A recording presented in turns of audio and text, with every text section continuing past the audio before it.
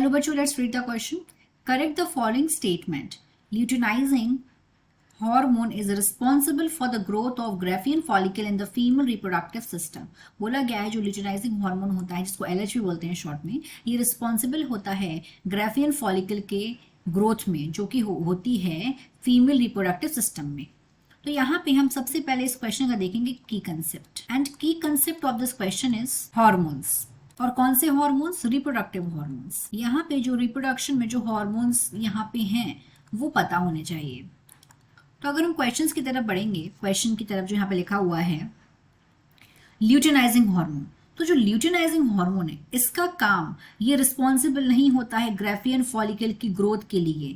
अगर हम देखें जो ल्यूटिनाइजिंग हार्मोन है जिसको शॉर्ट में LH भी बोलते हैं, ये हार्मोन रिस्पॉन्सिबल होता है ओव्यूलेशन के लिए. ओव्यूलेशन क्या होता है? ये हार्मोन स्टिमुलेट करता है.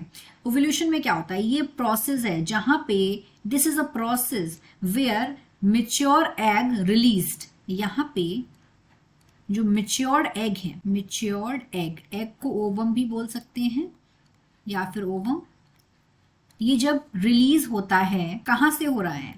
From matured Graafian follicle.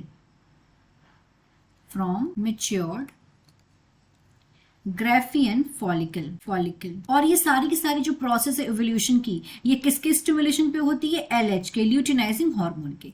लेकिन यहाँ पे क्वेश्चन में जो बोला गया है कि जो रिस्पॉन्सिबल कौन होता है ग्राफियन फॉलिकल की ग्रोथ के लिए रिस्पॉन्सिबल कौन होता है?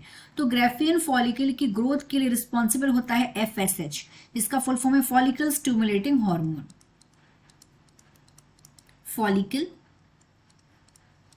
Stimulating hormone. ये हार्मोन रिस्पॉन्सिबल होता है, this hormone is responsible for the growth of, किसकी ग्रोथ के लिए? ग्राफियन फॉलिकल की ग्रोथ के लिए. फॉलिकल जो कि किसमें? फीमेल रिप्रोडक्टिव सिस्टम में. I hope you understood it well. All the best.